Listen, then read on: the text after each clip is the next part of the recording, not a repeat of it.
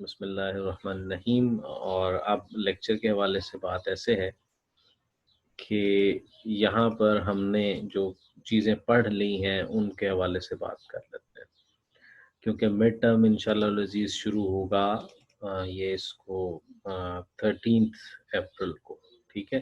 तो 13 अप्रैल तक आप लोगों को जहनों में जो मतलब सवाल हैं वो दूर हो जाने चाहिए।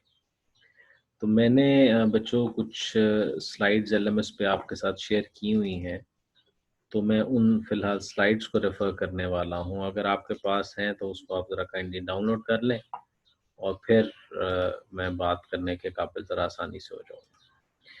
तो फ़िलहाल जो स्लाइड है एक लेक्चर 1 के नाम से, LEC 1 वाली, तो उसको आप ओपन कीजिए। तो उसमें कुछ बातें हैं, मैं सिर्फ़ ये रिकैप करना चाह रहा हूँ क्योंकि मिड से पहले मैं उसको रिकैप करता होता हूँ, ठीक है। तो अगर लेक्चर 1 की स्लाइड है, चलें बल्कि मैं शेयर कर देता हूँ स्क्रीन, ज़्यादा बेहतर है, बजाय इसके कि आप लोग ढूँढें। तो I will share my screen. तो ये स्क्रीन शेयर इस वक्त आपके सामने हाज़िर हो गई है। तो अभी अगर आप यहाँ पे देखें तो लेक्चर 1 था, ठीक है। इसमें जो बुक थी 3rd एडिशन, हम 7th यूज़ कर रहे हैं, ठीक है। 3rd के अलावा और भी मुख्तलिफ बुक्स हैं, लेकिन हम टॉपिक्स की बात कर रहे हैं। बुक्स वही रेफ़र होंगी जो कि आप एलएमएस पे अपलोडेड है।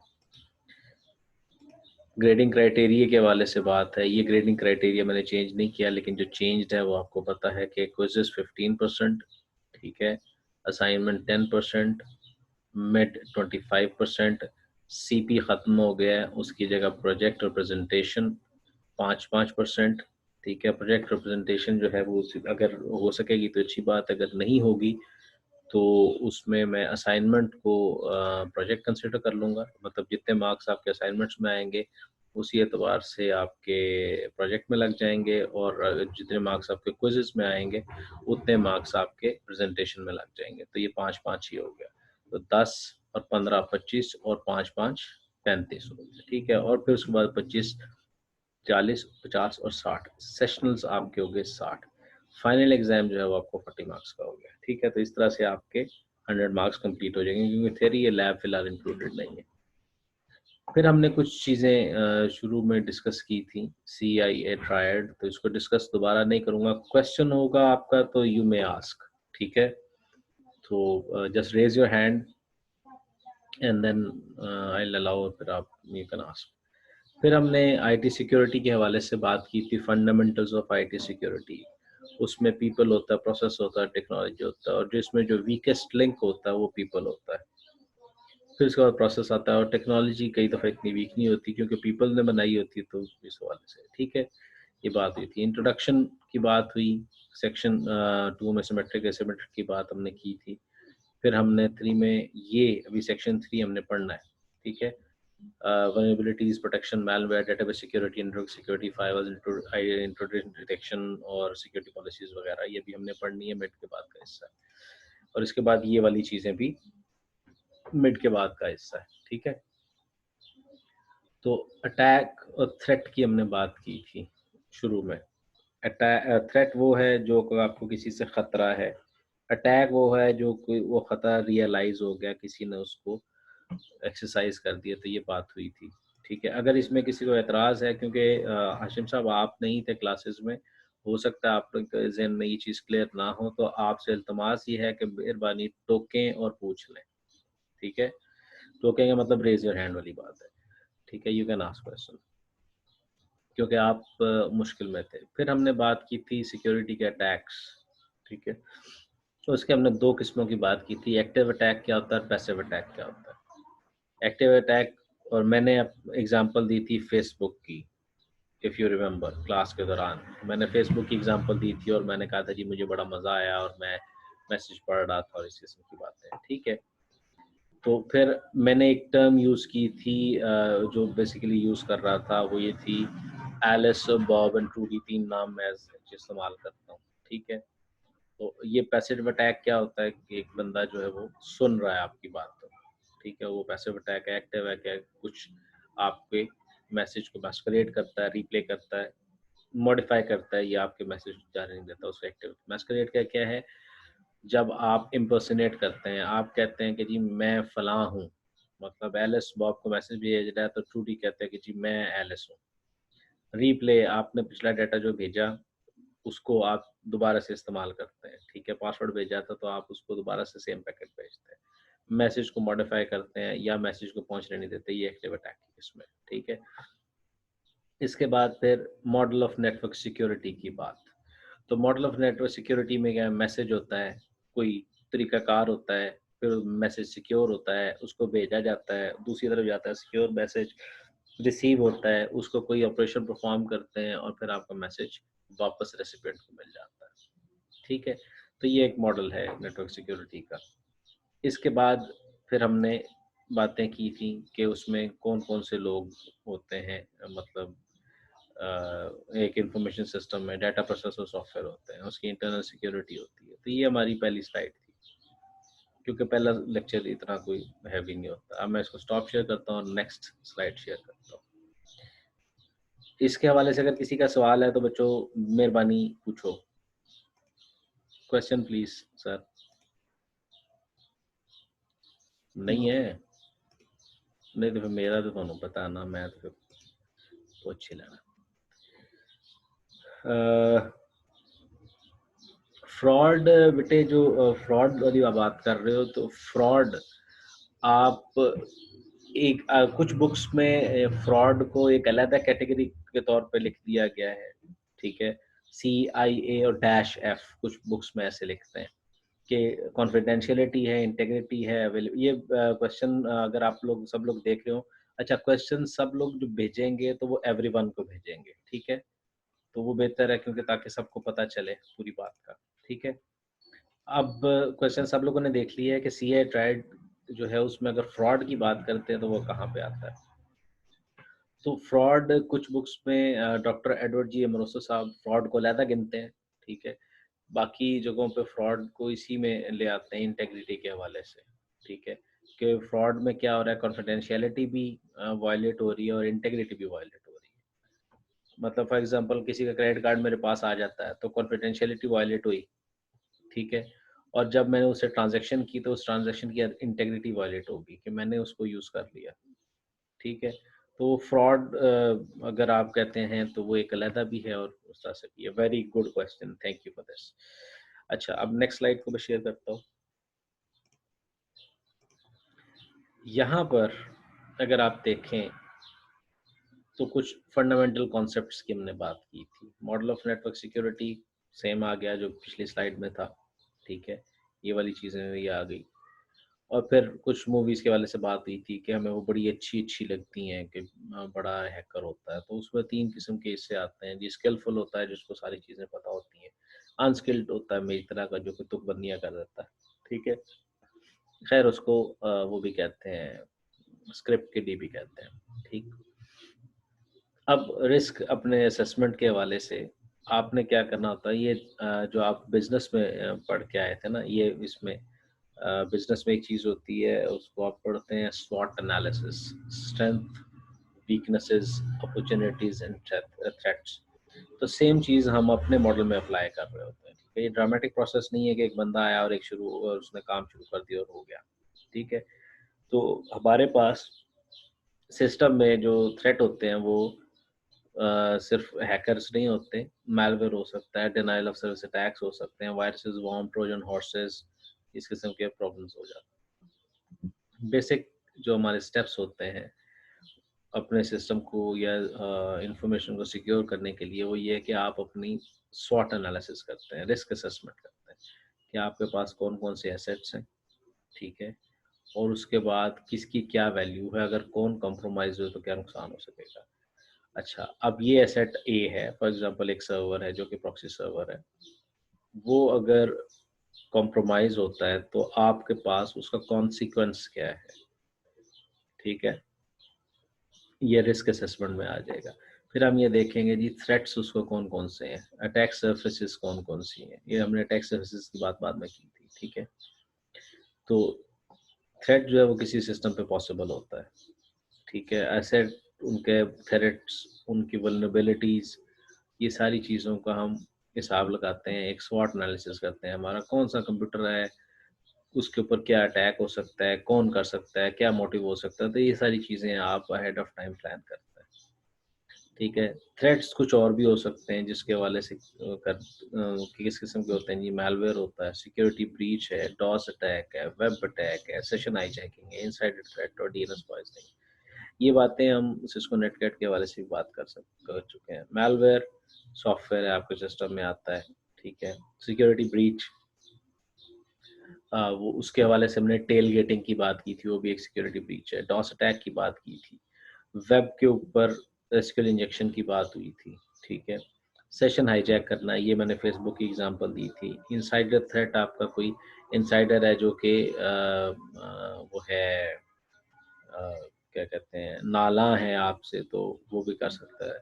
अच्छा जी, फ़िलहाल ज़रा अज़ान हो रही है तो मैं थोड़ा सा रुकूंगा, अभी अज़ान शुरू होने वाली है, तो जैसे अज़ान शुरू होगी मैं रुक जाऊंगा, ठीक है। अच्छा, अब ये चीज़ें कुछ चीज़ें मतलब हमने नाम किए थे, और ये चीज़ें हमने एसईओ पॉइजनिंग और इस किस्म की चीज़ें वहाँ पे भी देखी, ठीक है। फिर मैलवेयर, वायरसेस होते हैं, Trojan horse, spyware, logic bombs, तो ये चीज़ें लास्ट लेक्चर में भी हम डिस्कस कर चुके हैं। अच्छा, ट्राई जो है वो एक और चीज़ है, वो कहानी आपको सुनाई थी। फिर कॉम्प्रोमाइजिंग सिस्टम सिक्योरिटी के हवाले से बात हुई थी कि क्रैकिंग भी हम एक सिस्टम सिक्योरिटी क्रैकिंग में, मतलब अगर आप क्रैक सॉफ्ट इंस्टॉल करते हैं तो उसके अंदर भी मैलवेयर हो सकता है जो कि आपको पता ना हो। तो ये कुछ इश्यूज डिस्कस किए थे हमने, तो मैं नेक्स्ट स्लाइड पे बात करूँगा। यहाँ पे जी कोई सवाल माजेब? असल साहब ने पूछना जी, वेरी गुड असल साहब, क्वेश्चन प्लीज सर। सर वो थोड़ा सा ये था कंफ्यूजन, जो असाइनमेंट में क्वेश्चंस थे, अगर उसे थोड़ा सा डिस्कस कर रहे हैं आप। जी जनाब, बिल्कुल कर लेते हैं। मैं असाइनमेंट की फाइल को ओपन करता हूँ, ठहरो जी सर। एक मिनट। मैंने आप लोगों को एक ही असाइनमेंट दे दी थी 2 दफा, है ना? Yes sir. बस मुझे गलती हो गई यस है, सर। वो मुझे लगा था कि ओके, खैर है। अब अज़ान शुरू होने वाली, मैं ज़रूर रुकने लगा हूँ, ठीक है। हाँ, यहाँ पे माजेब ने जो सवाल किया है इसका जवाब दे रहे हैं। वो कहते हैं जी, सिस्टम की जो वल्नरेबिलिटीज होती हैं इनको टेस्ट करते हैं ख़त्म करने के लिए, ठीक है। लेकिन ज़रूरी तो नहीं कि सब वल्नरेबिलिटी मिल जाए पेन टेस्टर को। वेरी गुड, ट्रू है, ठीक है। लेकिन जो कोई पेन टेस्टर होता है ना बेटा, वो वल्नरेबिलिटीज को पोर्ट स्कैन करता है। अभी आप लोग भी एक ट्राई कर लें, सॉफ्टवेयर है उसका नाम है एन मैप। एन मैप जब पोर्ट स्कैनर है, उसको आप जब डाउनलोड करके इंस्टॉल करेंगे तो उसके बाद वो क्या करेगा, वो आपके एक जो नेटवर्क है उसमें पोर्ट्स को स्कैन करेगा कि कौन कौन सी पोर्ट्स जो हैं वो किस कहाँ कहाँ पे ओपन है, ठीक है। किसी आईपी एड्रेस की अगर बात करते हैं, तो मैं अभी अगर से लोकल होस्ट की अगर बात करता हूँ और मैं इसको कहूँगा जी स्कैन, तो ये स्कैन करके मुझे मेरे लोकल होस्ट अपने सिस्टम के हवाले से बता देगा कि जनाब ये चीज़ें यहाँ यहाँ पे ओपन है, ठीक है। तो मैं अभी ज़रा एक आपके साथ स्क्रीन शेयर करता हूँ ताकि आपको पता चले कि मैं अपने ही सिस्टम को स्कैन कर रहा हूँ। एक मिनट, क्योंकि ये आपके लिए क्वेश्चन बड़ा जेन्युइन क्वेश्चन है। अब ये देख लें, माजेब आपको ये स्क्रीन नज़र आ रही होगी, मैं अपने कंप्यूटर को पोर्ट स्कैन कर रहा हूँ, तो ये जेन मैप का एन मैप है, ठीक है।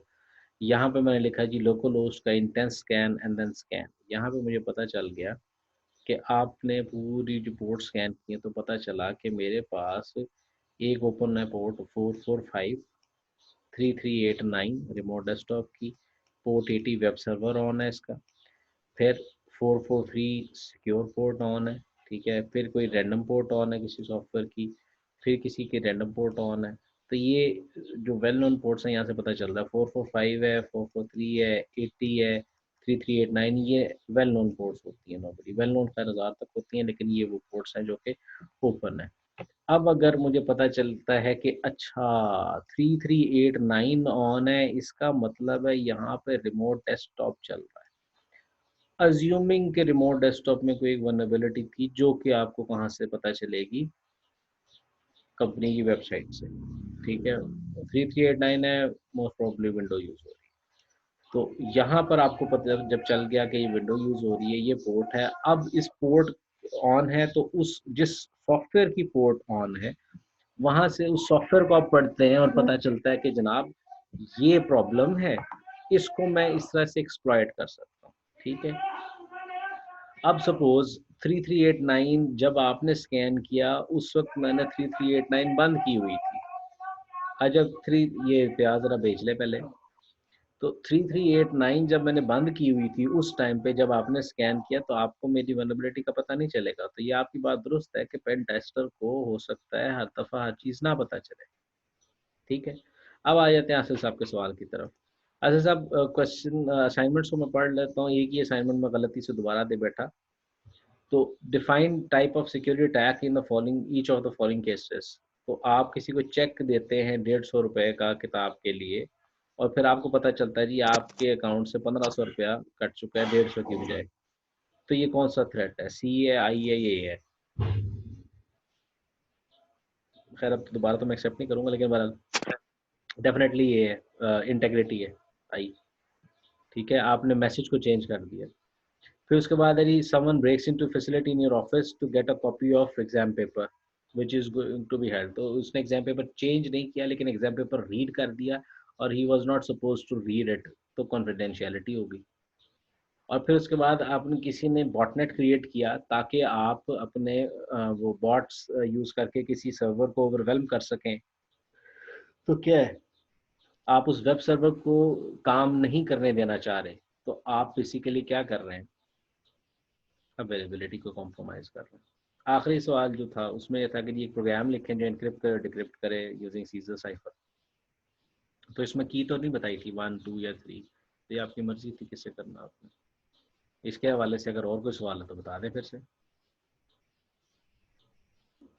सर इसमें मतलब ये चीज ये नहीं था बताना इसमें कि मतलब क्या उसे करेंगे, डिनायल ऑफ सर्विस अटैक हो रहा है या इस तरह नहीं था इसे बताना नहीं मैंने जो बच्चा जब इसमें लास्ट वाला वैसे। नहीं मैंने सवाल इसमें पूछा है कि सिक्योरिटी अटैक किस किस्म का हो रहा है। इसमें डिनाइल ऑफ सर्विस अटैक है, वो तो उसमें वैसे वैसे लिखा हुआ है, ठीक है।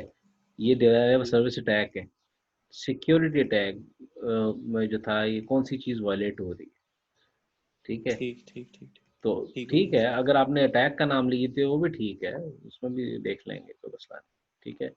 ठीक है सर, यही बस थोड़ा सा क्लियर हो जाए अच्छा, बेहतर हो गया, अब थैंक यू। इसके बाद जो बातें हो रही हैं वो क्या है, अल्लाह आपका भला करे।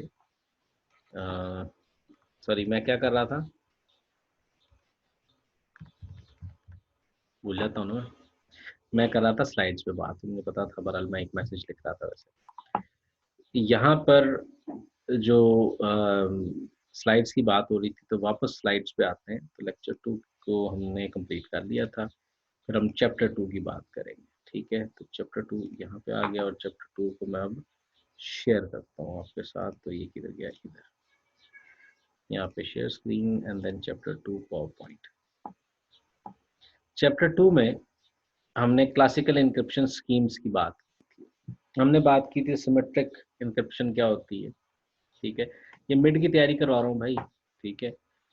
सिमेट्रिक इंक्रिप्शन क्या होती है, कन्वेंशनल इंक्रिप्शन या सिंगल की इंक्रिप्शन कहते हैं, ठीक है। और उसके वाले से बात हुई थी, कहाँ कहाँ से शुरू हुई थी। फिर हमने टर्मिनोलॉजीज पढ़ी थी, इसका आपका क्विज भी मेरा ख्याल हो चुका है। प्लेन टेक्स्ट क्या होता है, साइफर टेक्स्ट क्या होता है, साइफरिंग इनसाइफरिंग या एन्क्रिप्शन क्या होती है, क्रिप्टोग्राफी, क्रिप्टोलॉजी, ये टर्म्स हमने डिस्कस कर ली। सिमेट्रिक एन्क्रिप्शन हमने कहा था जी, प्लेन टेक्स्ट होता है, एक की होती है, एक फंक्शन होता है, उस फंक्शन को यूज करते हैं, उस प्लेन टेक्स्ट को एनक्रिप्ट करते हैं, भेज देते हैं, दूसरी तरफ जाते हैं, सेम की होती है और उसको डिक्रिप्ट कर लिया जाता है, ठीक है। तो उसके बाद फिर हमने कहा था किसी भी क्रिप्टोग्राफिक सिस्टम को हम 3 डायमेंशंस के एतबार से तकसीम कर सकते हैं, ठीक है। अगर हम बात करते हैं जी प्लेन टेक्स्ट को साइफर टेक्स्ट में कन्वर्ट करने की, तो हम कैसे कर सकते हैं, सब्स्टिट्यूशन कर सकते हैं किसी लेटर की, या मैसेज में ट्रांसपोजिशन कर सकते हैं। नंबर ऑफ कीज की बेस पे बात करते हैं तो सिमेट्रिक होती है और एसिमेट्रिक होती है। सिमेट्रिक में एक की होती है, एसिमेट्रिक में एक से ज्यादा कीज यानी कि 2। By the way which the encryption works या प्लेन टेक्स्ट इज प्रोसेस, तो या ब्लॉक्स को हम प्रोसेस करते हैं या हम स्ट्रीम्स को करते हैं। तो ये हमने कुछ टर्म्स की बात की थी। फिर हमने बात की थी कि किसी भी क्रिप्टो सिस्टम को आप ब्रेक कर सकते हैं या क्रिप्टो एनालिसिस से, क्रिप्टोग्राफिक एनालिसिस, या ब्रूट फोर्स अटैक से। ब्रूट फोर्स अटैक क्या होता है? तुकबंदी करना। ये भी आपका क्विज में क्वेश्चन आ चुका है। ठीक है जनाब।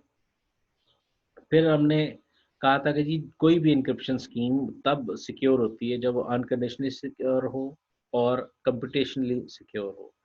मतलब अनकंडीशनली क्या जी, आपके पास जितना मर्जी टाइम हो तो उसके लिए इम्पॉसिबल है उसको ब्रेक करना। दूसरा ये जो ज़रूरी है वो ये है कि जी कॉस्ट ऑफ ब्रेकिंग जो है वो एक्सीड करे उस मैसेज से जो उस एनक्रिप्टेड मैसेज में है। और दूसरा टाइम इतना लगे उसको ब्रेक करने के लिए जो कि उस यूज़फुल लाइफ से ज़्यादा हो उस एनक्रिप्टेड मैसेज की। तो ये हमने बात की थी। अगर इस पे कोई सवाल है तो आशिफ साहब, हो सकता है आपका सवाल हो, क्योंकि आप क्लासेस कुछ मिस कर चुके हैं। मुझे नहीं बताइए आपने क्लास मिस की है कि नहीं। ठीक है। इसके बाद फिर हमने बात की थी ब्रूट फोर्स अटैक के हवाले से कि क्या होता है। और ये सीजर साइफर पे हमने कहा था कि जी सीजर साइफर में या तो आप एक अल्फ़ाबेट आगे कर सकते हैं, 2 कर सकते हैं, 3 कर सकते हैं, मैक्सिमम आप 25 कर सकते हैं। 25 के बाद मतलब ए जेड बन जाएगा, यही होगा, इससे ज़्यादा क्या होगा। और जेड ए बन जाएगा, इट मेक्स यही फ़र्क पड़ सकता है, जेड वाई बन जाएगा। तो ये आपके पास एक पूरा एक टेबल है और इसके अलावा कुछ चेंज नहीं हो सकता। ठीक है। तो उस पे ब्रूट फोर्स अटैक आसानी से हो जाता है। फिर सब्स्टिट्यूशन टेक्निक, एक लेटर की जगह दूसरा लेटर लिखने, वो था हमारा सीजर साइफर। ठीक है। अब ये एक एक लेटर आगे हमने कर दिया एडिटर साइफर, जिसका आपने कोड भी लिख दिया। इसके हवाले से बड़ी बात हुई थी। ये इसका क्रिप्ट एनालिसिस है कि अगर आप एक 1 लेटर शिफ्ट करते हैं तो ये चीज़ बनेगी, 2 लेटर शिफ्ट करते हैं तो ये चीज़ बनेगी, 3 करेंगे तो ये बनेगी। तो ये आपके पास फिक्स चीज़ें हैं। फिर इसके बाद हमने बात की थी मोनो अल्फ़ाबेटिक साइफ़र की। मोनो का मतलब है जी एक अल्फ़ाबेट है, उसके अगेंस्ट एक अल्फ़ाबेट है। तो इसकी वजह से हमें थोड़ा-सा मुश्किल भी होती है। फिर वो परम्यूटेशन और कॉम्बिनेशन। हमारे पास जो इंग्लिश लेटर होते हैं किसी भी मैसेज में, उसकी ये अंग्रेज़ों से मुराद जो इंग्लिश सब्जेक्ट वाले लोग हैं, उन्होंने ये एक फ्रीक्वेंसी निकाली। तो फ्रीक्वेंसी डिस्ट्रीब्यूशन अटैक भी बड़े आराम से हो जाता है। ठीक है, उससे आइडिया हो जाता है। अब मोनो अल्फ़ाबेटिक साइफ़र में ये था कि ए है तो ए की जगह ए है, बी है तो बी की जगह मतलब ए की जगह बी है और बी की जगह सी है, तो वो एक ही है। लेकिन फिर हमें चाहिए कि 2 एक वक़्त में एक से ज़्यादा, मतलब ए है कभी वो वाई से रिप्रेज़ेंट हो रहा है, ए है कभी के से रिप्रेज़ेंट हो रहा है, तो वो हो गया डाई अल्फ़ाबेटिक साइफ़र या डायग्राम डायग्राम। ठीक है? और जब एक लेटर सपोज़ ए है, वो ए भी के भी रिप्रेज़ेंट कर रहा है, वाई भी रिप्रेज़ेंट कर रहा है, ज़ेड भी रिप्रेज़ेंट कर रहा है, तो वो हो गया ट्रायग्राम 3 लेटर से। तो वो पॉली में ही कहलाएगा ये तीनों। ये दोनों डायग्राम और ट्रायग्राम पॉली में आ जाएगा। इसमें हमने प्ले फेयर की बात की थी। प्ले फेयर साइफ़र, उसको हमने पढ़ के देखा था कि जी हमने एक डब्बा बनाना है 25 उसका बॉक्सेस का, और उसमें हर लेटर एक दफ़ा आएगा। ठीक है? हर लेटर जब एक दफ़ा आएगा उसके बाद फिर हम उसमें क्या करेंगे जी, उसकी ट्रांसपोज़िशन करेंगे। ठीक है?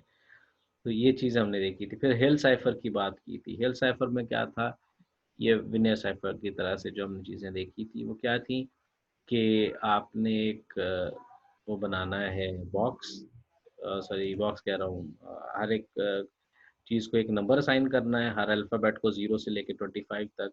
उसके बाद फिर आपने की बनानी है, फिर उसके बाद आपने वो मैट्रिक्स मल्टीप्लिकेशन करनी है, मैट्रिक मल्टीप्लिकेशन के बाद जो चीज़ बनेगी, तो आगे आहिस्ता-आहिस्ता वो आपकी नोटबुक्स के ऊपर सारी वर्किंग होगी जो मैंने क्लास में करवाई थी। ठीक है? तो ये तमाम लोग इस चीज़ को देख लें। अच्छा, इसके बाद विनय साइफ़र के हवाले से वो भी तकरीबन ये चीज़ें थीं, और उसमें क्या हो रहा था कि एक्सक्लूसिव ऑर किया जा रहा था। ठीक है? वनाम में एक्सक्लूसिव ऑफ किया जा रहा था। और फिर हमारे पास रेल फेंस थी, और वो यही वाली एग्ज़ाम्पल शायद मैंने आपको दी थी, meet me at toga party वाली। ठीक है? तो आप इस तरह से इसको लिख लेते हैं, और फिर वो पहले वाला मैसेज और दूसरे वाला मैसेज इकट्ठे करके भेज देते हैं। ये भी डिस्कस हुआ था। फिर रो ट्रांसपोज़िशन की बात की थी कि उसमें मैसेज इस तरह से पूरा लिख दें, फिर की को स्क्रैम्बल करके भेजते हैं, उसके बाद जाके की किसी को पता हो उस हवाले से वो चीज़ें लिख दे तो उसको वो चीज़ें मिल जाएगी। ठीक है? फिर हमने स्टेनोग्राफी की बात की थी, रोटरी मशीन्स की बजाय हमने स्टेनोग्राफी की बात की थी कि इमेज के अंदर अपना मैसेज रख देना। ठीक है? वो क्या था जी, character marking, selected letters of printer और typewriter text are over written in pencil, ठीक है। इनविजिबल इंक, ये कुछ मूवीज में आपने देख लिया होगा। पिन पंक्चर्स कर सकते हैं, टाइपराइटर करेक्शन रिबन के अंदर ये चीज़ें चीज की जा सकती है, ये बातें हुई। ठीक है, तो ये हमारा चैप्टर 2 के हवाले से बात हुई थी। अभी मेरे पास 8 मिनट रह गए हैं, तो 8 मिनट के बाद मैंने ये मीटिंग ख़त्म होगी। अच्छा, इसके बाद फिर हमने बात की थी, चैप्टर 2 तो ख़त्म हो गया, 3 की फाइल मैंने ओपन नहीं की हुई। Let us open it.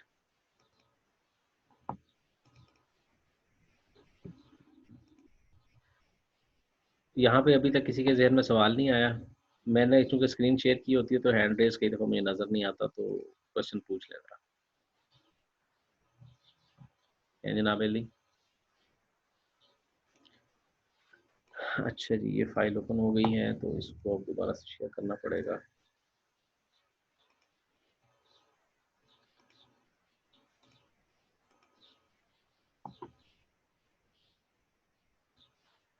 हमने DES को पढ़ा था, ठीक है, DES का डिज़ाइन पढ़ा था। तो खैर इस तरह से हमने नहीं पढ़ा था, हमने पढ़ा था बोर्ड पे बना के। हमने कहा था जी ये 5 स्टार स्ट्रक्चर ही था जो हमने यूज़ किया था। लेफ्ट इस साथ था, राइट इस साथ था, इन दोनों को क्या करना था, एक की के साथ जो था उसको हमने एनक्रिप्ट करना था और उसका बिटवाइज ज़ोर कर देना होता था, ठीक है, और फिर आगे जाता था और ये 16 दफ़ा ये काम होता था, ठीक। ये फाइल एग्जाम्पल, फाइल स्ट्रक्चर ही था, ये DES में इस्तेमाल हो रहा था, ठीक है।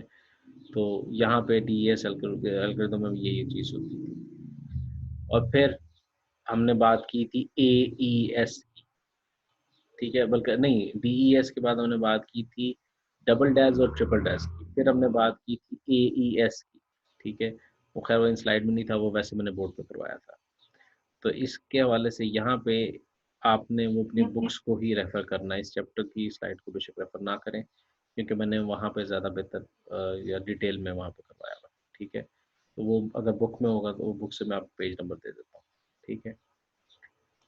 तो ये चीज़ें, अब ये लेक्चर 3 की जो स्लाइड है उसको फिलहाल मिस कर दें, क्योंकि लेक्चर 3 वाला मैंने आपको बोर्ड पे करवाया हुआ है, वो इसलिए वो वाला ज़्यादा बेहतर है, स्लाइड से आप कंफ्यूज होंगे, ठीक है जनाब।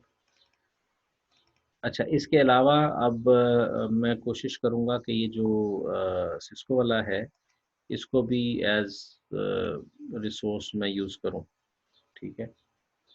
इसको भी मैं एज़ रिसोर्स यूज़ करूँ, इसको ये जो है सिस्को नेटगेट, इसमें भी आपके इंशाल्लाह क्विज़ेज़ होंगे, ठीक है। अच्छा, अभी मैं मीटिंग का लिंक है जी सबके पास? माजिद साहब क्वेश्चन प्लीज़। माजिद साहिबा सॉरी, माज़रत। ये क्वेश्चन कर लें, फिर मैं मीटिंग एंड करके दोबारा से स्टार्ट करूँ। जुड़े, आप पूछना चाह रहे थे कुछ, डबल डैश क्यों यूज़ नहीं करते? डबल डैश यूज़ करते नहीं है, अब डैश को भी यूज़ नहीं करते, अब AES यूज़ करते हैं, ठीक है। लेकिन डबल डैश यूज़ करने की जो बात थी वो ये था कि डबल डैश की ज़रूरत इसलिए पेश आई थी कि 56 बिट का ब्लॉक होता था और वो बाद में क्रैक करना आसान हो गया था। अब अगर हम उसको कुछ चेंज करते हैं तो हम उसको चेंज करके करते थे डबल डैश, ठीक है। जब डबल डैश करते थे तो डबल डैश करने के बाद आपके पास जो दूसरा जो रेसिपिएंट था वो सपोज सिंगल डैश पे चल रहा, प्रॉब्लम आ गई। अब आपने हल क्या किया कि आप उसको ट्रिपल डैश यूज कर ले। एक तो की आपकी 168 बिट की हो गई, 56 और 56, ठीक है, प्लस कर लिया। दूसरा काम ये हुआ था कि अगर आप किसी बैकवर्ड कंपेटेबल सिस्टम के साथ बात करना चाह रहे हैं तो उसके लिए आपके लिए बड़ी आसानी पैदा हो गई है। वो कैसे कि जी पहले उसको वन इनक्रिप्ट करें, फिर उसको डिक्रिप्ट करें और फिर उसका एनक्रिप्ट कर दें, EDE यूज़ कर लें। जब एनक्रिप्ट डिक्रिप्ट एनक्रिप्ट कर दिया तो आपने 3 ऑपरेशंस परफॉर्म किए, आपका 3 डेज़ वाला सिस्टम काम कर गया। दूसरी तरफ गया तो वहाँ पे सिंगल डेज़ ही था, ठीक है। अगर आप एनक्रिप्ट डिक्रिप्ट करते हैं तो वो मैसेज प्लेन टेक्स्ट में चला जाता है, इसलिए डबल डेज़ यूज़ नहीं करता। बात की समझ आई या दोहराऊँ?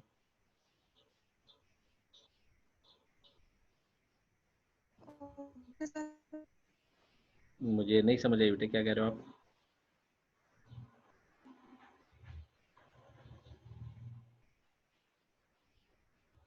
चलें इसको भी नेक्स्ट सेशन में रखते हैं। ये मैं दोबारा से सेशन का लिंक आपको भेज रहा हूँ।